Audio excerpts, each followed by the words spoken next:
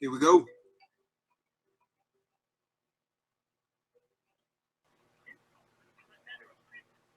You will not be charged for this call. This call is from Joe. This call will be recorded and subject to monitoring at any time. To accept this call, press 5.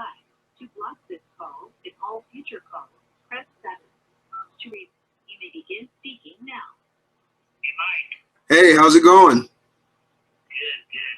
Hey, I don't know how you got your show set up, but let me just tell you, you can put me on speaker, you can record, you can put me on live, if the president makes that you put me on any kind of a 3-week call, they'll shut this call down. I won't be able to tell you that. Absolutely, absolutely.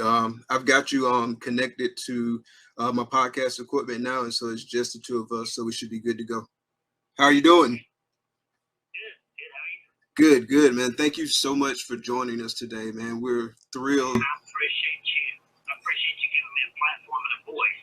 Yes. It's hard to fight for free life in here. Yes, sir. Absolutely. I can imagine. I definitely want to touch on that. So yeah, we're thrilled to have you on the show. So we truly appreciate you taking the time to speak with us today. So I know you got a limited amount of time, so I do want to hop right into it. And so we'll just get started.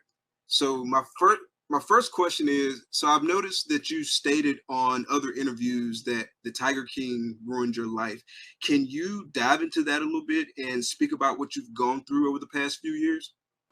Well, you know, before Tiger King even started filming, this was, you know, everything that you saw in Tiger King of me was filmed by my film crew because we were filming a reality show.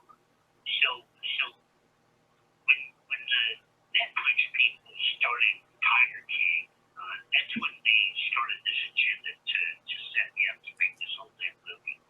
And now we have phone recordings that were turned over by the government witnesses that the producers of Netflix even paid the government witnesses in the witness room $5,000 a piece to keep the agenda going through my trial. So we're looking at the producers in Netflix made $15 million on totally destroying my life. You know, I lost my zoo, my parents died, I lost my marriage. I made it 55 years without even a speeding ticket. And they did this to a human being to just make money. And it's pathetic. The worst part is now I've got, you know, some of the world's craziest stalkers, Jeff Lowe, James Garrison, this dude named Danny, that they just can't move on because they're not relevant anymore. You can't get in the news, their lives are shit. You know, they blew all the money that they made from Netflix and they just can't leave me alone. They can't move on. They stalked my fiance, they stalked my power of attorney, they stalked my fiance's parents. It's just crazy. Wow, that's insane. So talk a little bit about what your team is doing to kind of combat some of that. Well, you know, I don't see what exactly goes on social media all the time. They copy and paste me as much as they can, you know, in emails, and I respond to most of it the best I can. But the big thing that the team out there is doing now is, you know, John Phillips, my attorney out of Jacksonville, Florida. You know, James and Jeff and Alan, you know, after Tiger King petered out and they weren't relevant anymore, they turned over their phones and their hard drives of their computers over to my lawyers, thinking that they were going to turn on the feds and become famous again. Well, you know, the feds should have been very careful of who they were working with because James and Jeff were recording the feds the entire time. Oh, wow. So we have 416 phone recordings and videos and photos and everything else of the federal agents telling them how to lie to the grand jury and to my jury in order to convict me. And you know, you might see stuff that I put out there in the past. You know, I'm a political prisoner in America, and this whole thing was just the path to big cat safety to keep you from owning a tiger in America. How ridiculous is it? That is absolutely insane. Absolutely insane. You know, so anyway, what happened was Jeff and James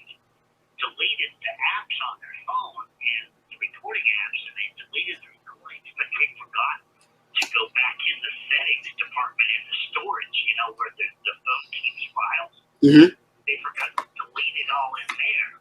So now my attorney has actual recordings where, and this to show you how corrupt and how crazy these people are. You know, Lauren just Ryan video records and tape records their conversations, their fights, and everything else. And now we have evidence of them admitting to rape, bank fraud, credit card fraud, and all of that. And my team is putting that out there the best they can.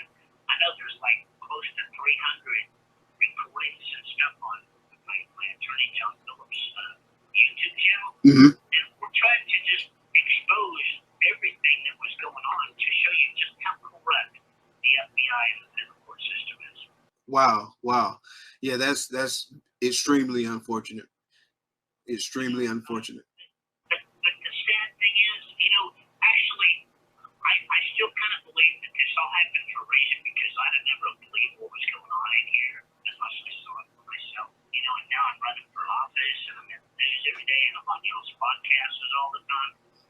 Dude, let me tell you, racism, human trafficking, legalized human trafficking, and slavery is so alive in America.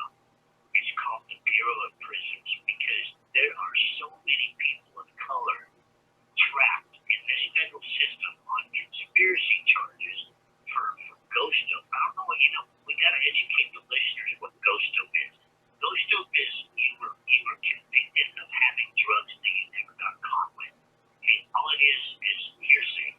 In the federal system, they convict you on hearsay. Okay, and that's somebody saying they got a kilo of heroin from you once a month for 2 years. Okay, they convict you for having that much heroin once a month for 2 years, and they put you in prison, the federal prison system, and they make you work for Unicor and for the prison for $5.25 a month. Okay, and the bad part is This call is from a federal prison.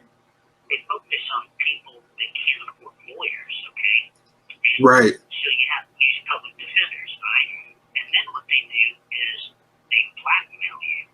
Okay, and take my case for example, because that's what they do to all of these poor people in prison.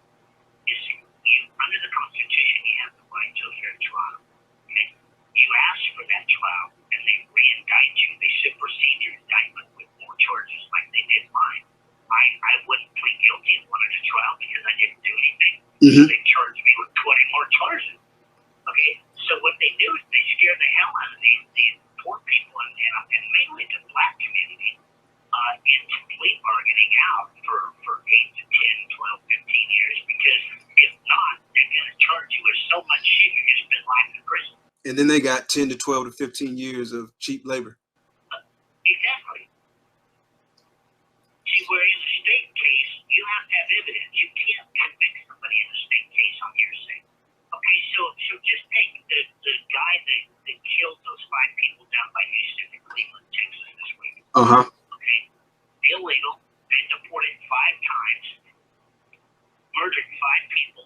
He was charged with murder in state, and they offered him bond. Granted, it's several $1 million in bond, but in federal system, you don't get bond. They kidnap you and hold you without bond. Wow. So the minute you're arrested, you're screwed for 10 to 15 years. Wow. So, Joe, I want to talk a little bit about your political run, and I'm sure you get asked some version of this question quite a bit. So, obviously, you're running for president, and obviously, you're currently incarcerated in federal prison. So, can you speak to the challenges that are involved with kind of like your political run, your presidential run, and more importantly, speak to the strategies and the tactics that you are using to overcome those challenges? You know, first of all, you know, again, the only reason that I even have a voice is because y'all are giving me a voice. This has only been done 3 times in history, running for president for a federal prison. So, you know, we're making history now. Thank God the news is taking this very seriously, because I do have an amazing platform and I've got some serious issues. I want to debate President Biden directly, because that's why I changed to a Democrat, because he promised president reform. He promised to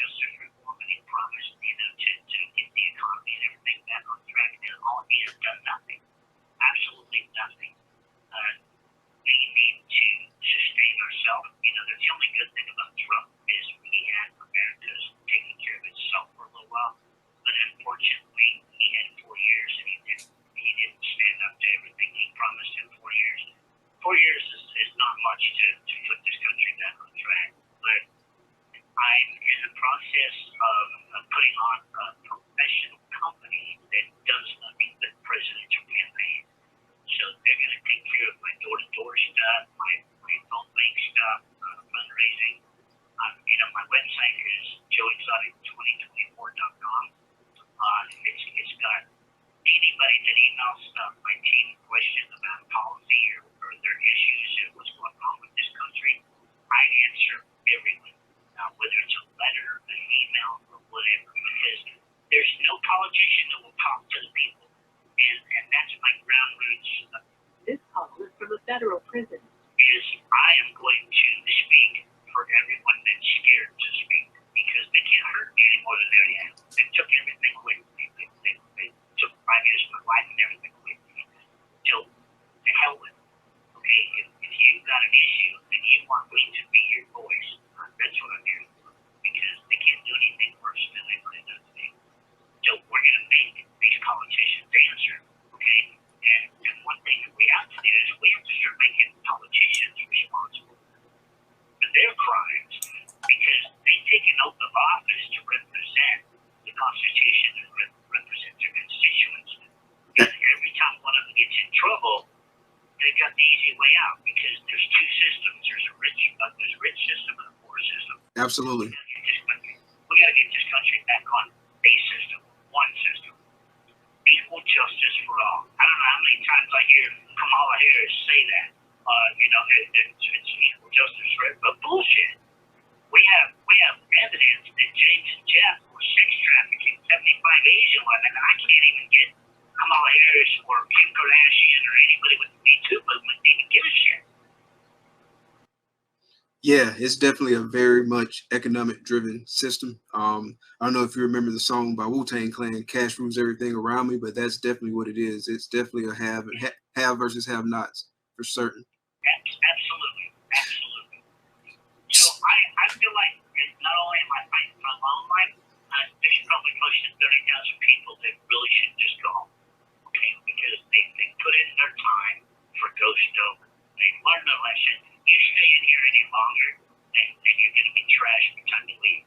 And why I say that is, you know, the war on drugs that they declared, you know, Reagan declared and Biden declared back in the 90s. Yeah. You need to forget that shit, man.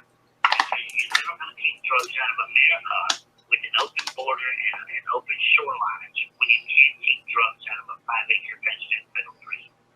Absolutely. 100%. Because they walk in the front door more than they walk across that border. The going price for an ounce of meth in prison is $7,000. Dang. Yeah.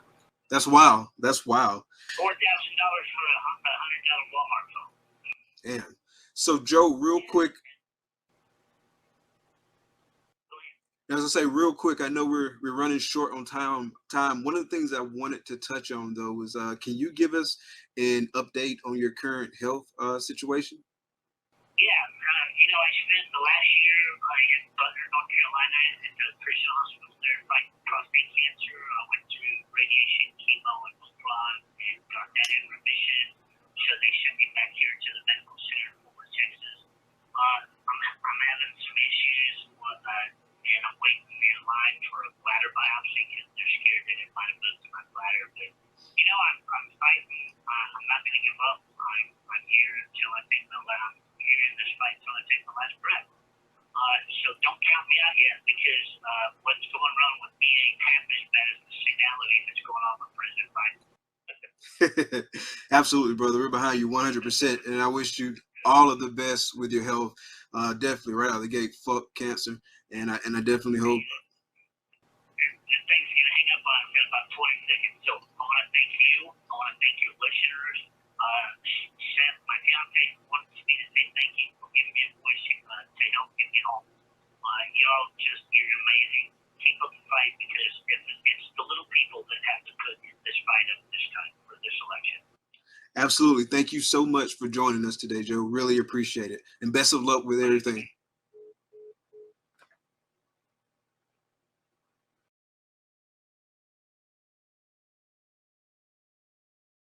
What's up, everybody? We got the homie Reggie's Urban Jungle in here tonight. I felt like it would be a good thing to get him on the show because he did work with Joe Exotic. So just to kind of get his thoughts, pick his brain. So real quick, man, tell us a little bit about your experience working for Joe Exotic. Well, I met Joe in 2011 in Orlando at a FCF convention. That's a Feline Conservation Federation convention. It's a group of people that own exotic cats around the world. I flew down there in June, I believe, of 2011. I went and got my certifications in dangerous animal handling and big cat husbandry. I chatted with him. At the time, his boyfriend was from Brooklyn, Michigan, which is only about 15 minutes away from my hometown, Jackson, Michigan. And I was chatting with him. They said they were looking for some employees, and I asked, and he offered me a position. 3 days later, I flew from Michigan down to Oklahoma, and that's how that started. Okay, and how long did you work for him? I was there from, I believe, June of 2011 until I want to say May of 2013, I believe. I came home a few times. I had to leave because I had my daughter, so I couldn't, 500-pound tiger, newborn baby. So I went down there too long. I definitely wish I could have stayed longer. The plan was to go back after my daughter reached a certain age, but obviously for certain reasons that can't happen now. Yeah, definitely. Circumstances. So the certifications that you had to get, how long did it take to get those, and what all went into getting those? It was 2 8-hour courses, nothing too crazy.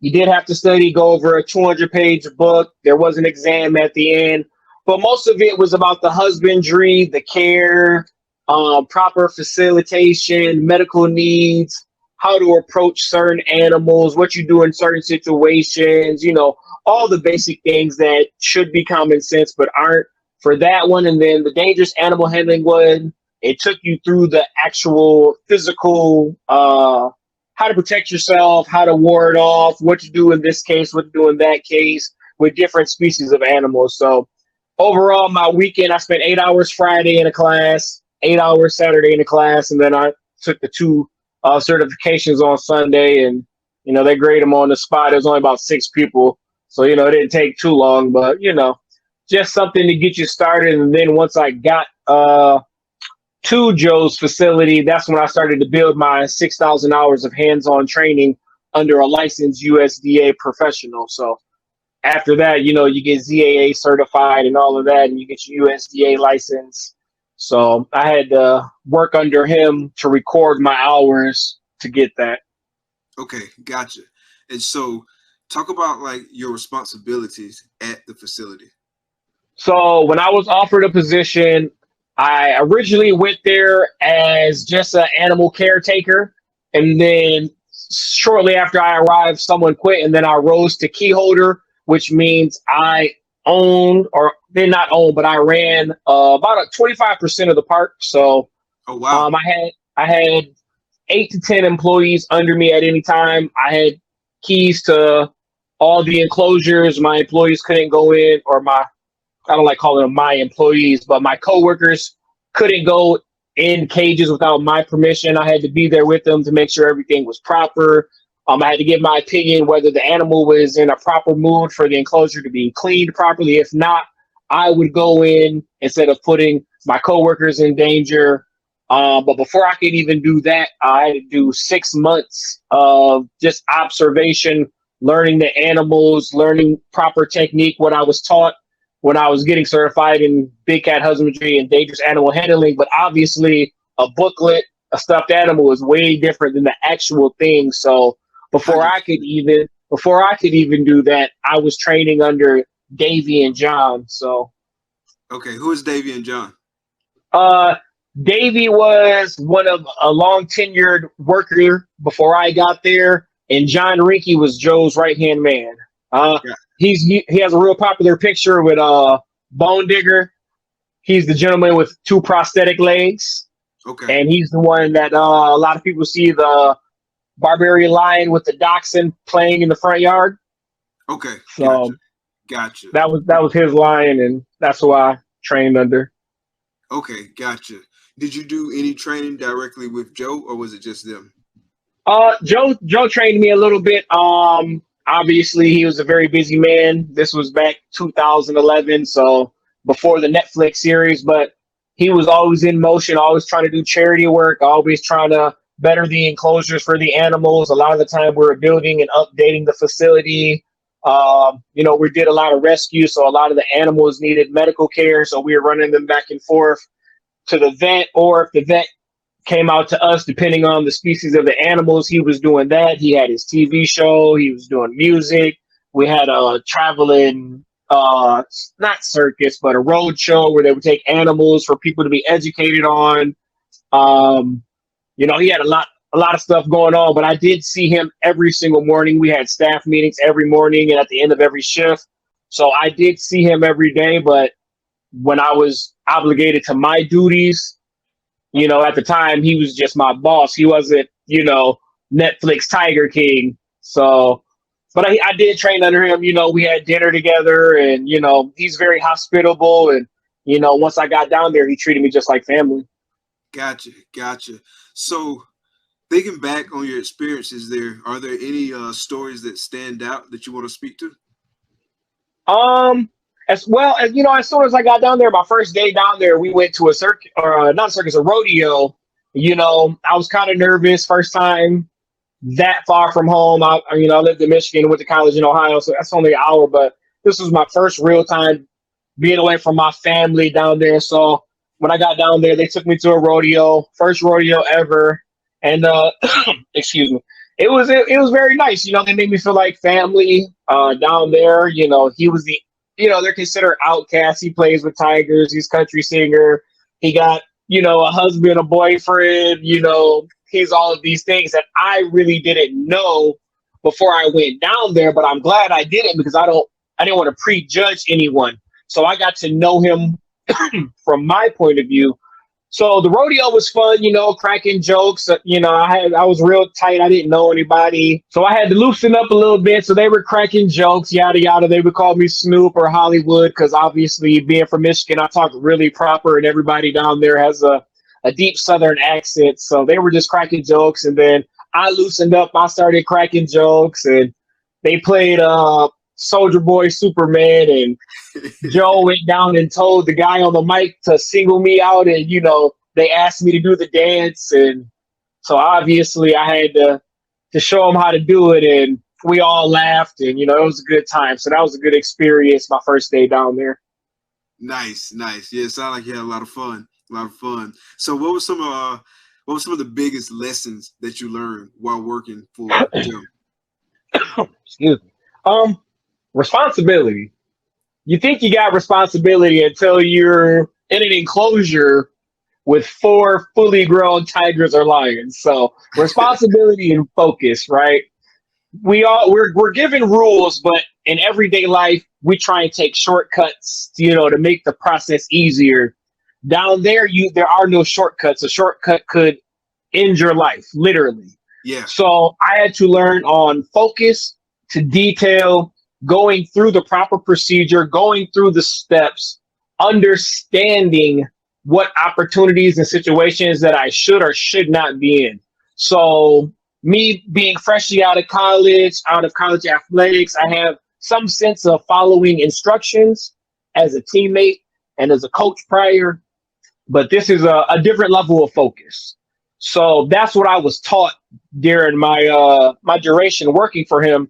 And it translated very well to when I came back to be a father, because as a parent, you have to pay attention to detail, even though there's sometimes you want to take the shortcut out. And then I was also an educator for I taught high school, and it's very easy, to take shortcuts. So I felt that opportunity down there taught me a lot to not take shortcuts, because I'm only cheating myself. I'm only cheating the people I care about if I take certain shortcuts. So that's what I learned: discipline, and sometimes you just gotta do what you were taught.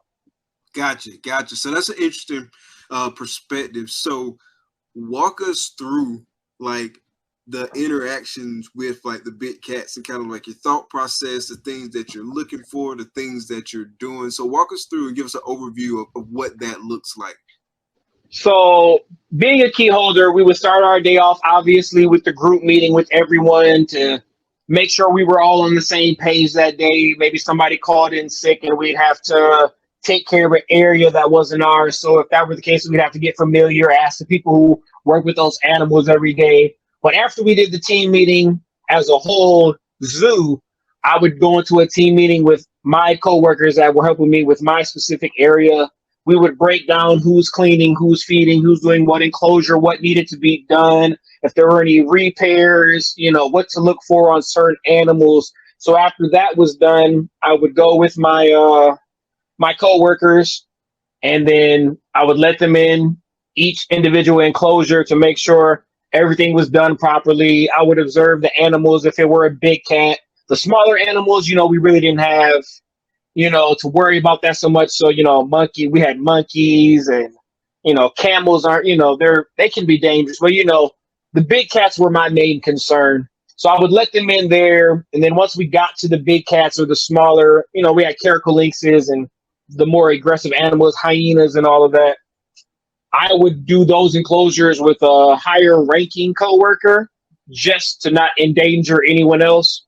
But obviously you observe from the outside to see if they're in a good mood. Honestly, you can't really tell, but they are like, some dogs have, they're cheery, some are animal, and we all have our bad days. So I would make the judgment call on that. Every enclosure has a catch pen. So it was my job to get them in the catch pen so we can clean safely, make sure it's locked, go through all those procedures, make sure you got your bear spray. Always had a handgun just in case. You never want to use it, but just in case. And then you go in, clean, get all the poop up, fix the enrichment if there were some that were taken down, broken down, chewed up. Tigers chew on bowling balls like dogs do golf balls or, tennis balls. So, I didn't know that. going. Oh, absolutely. They smack a 15-pound bowling ball around like a marble. So, just go in, clean, basic maintenance, clean up the pool, refresh the water bins, empty it out, clean it. We're in Oklahoma, so algae grows quickly. So give a quick scrub, spray the tigers down, all of that, make sure everything's good, release them back in, watch them, run around and play, make sure the catch pin's locked, the door is locked. It's always double gated. So, that's just basic, the boring stuff, but you do build a relationship and a bond with these animals, but you still have to understand they are wild animals. You have to respect the predator that they are. So, Gotcha.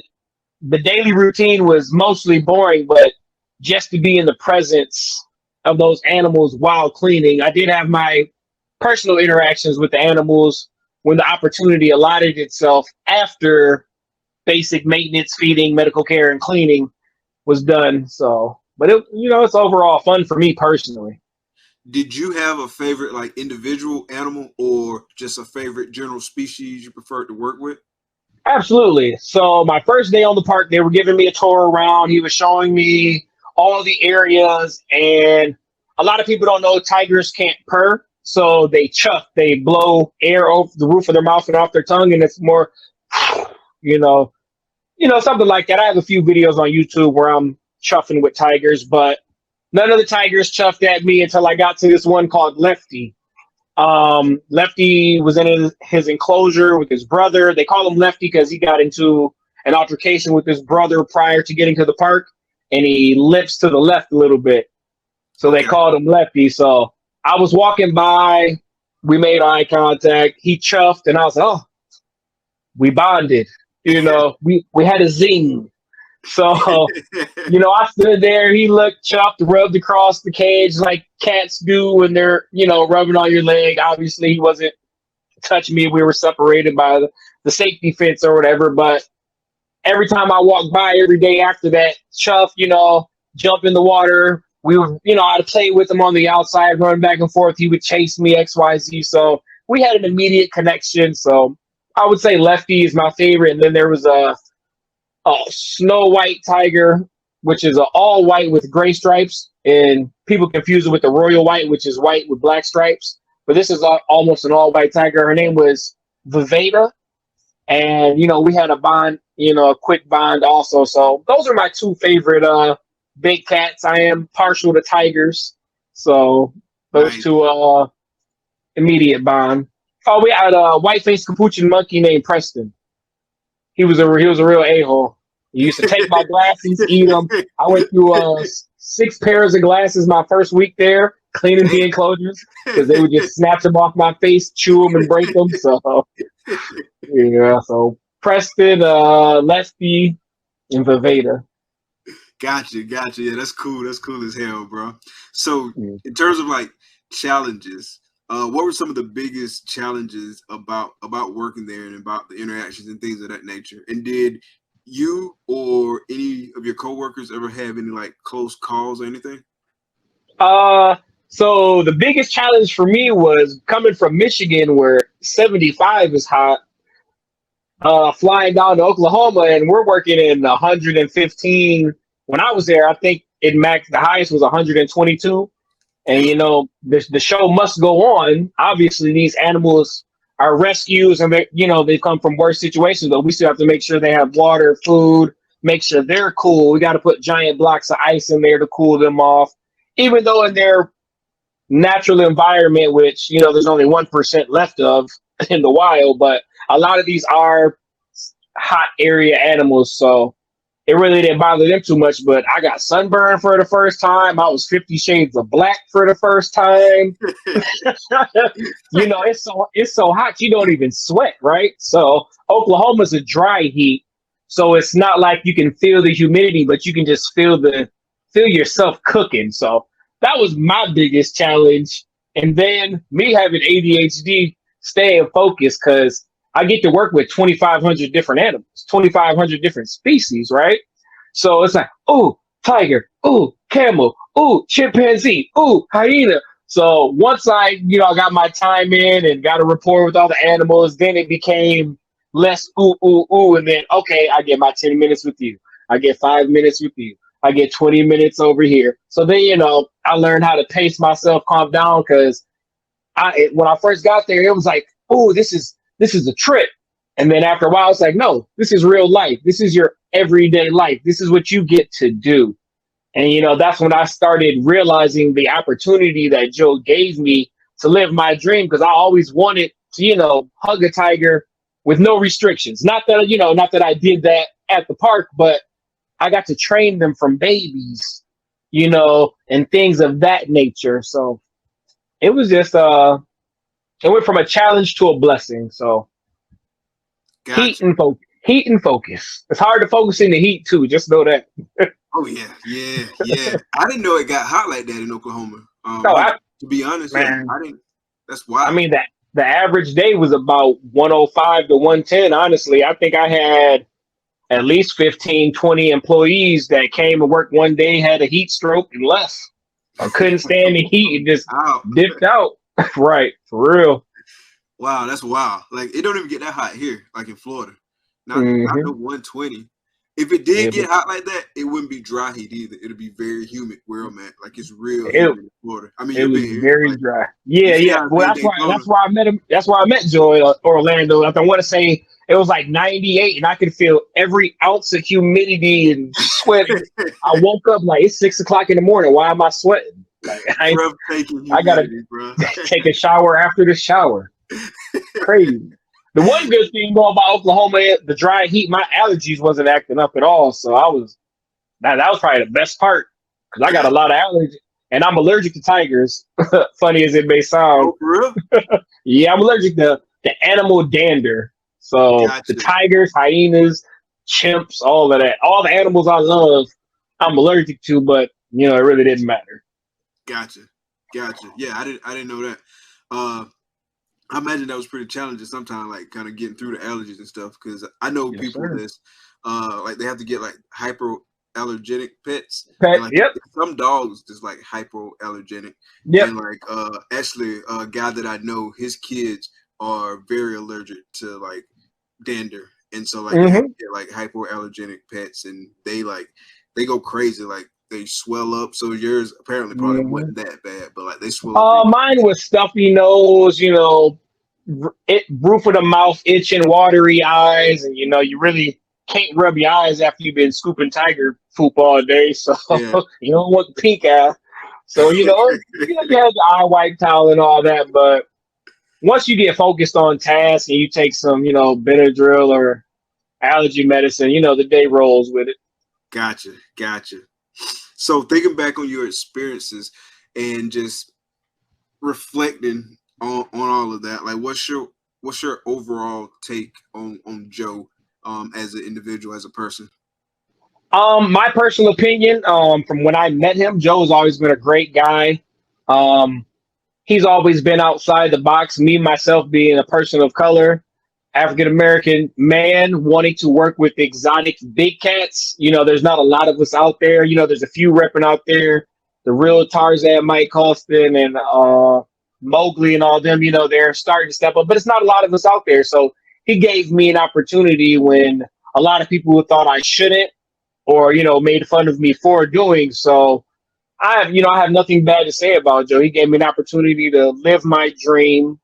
I mean, how many people can say they woke up and fed baby tigers and bears every morning and slept with monkeys running around their house and all of that? Like, go in the park and see hundreds of beautiful big cats, lions, ligers, camels, rescue chimps. We have Michael Jackson's alligators, white lions. We had some species that are extinct in the wild that you could only see at that park. And I had an opportunity to wake up and help preserve those animals and give them the best quality of life that they could. So Joe, he ran a rescue sanctuary. He did the best he could with the resources he had.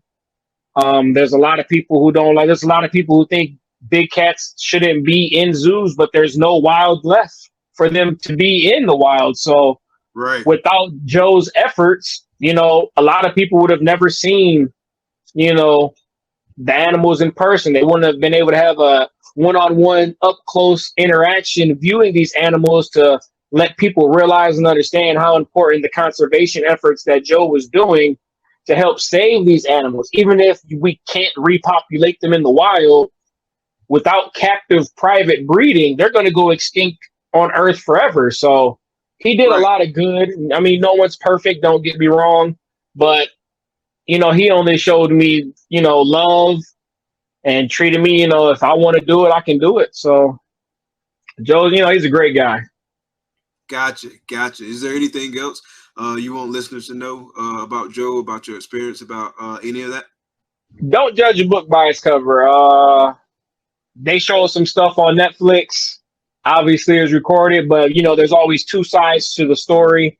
And I don't think he's been given a fair opportunity to show the other side.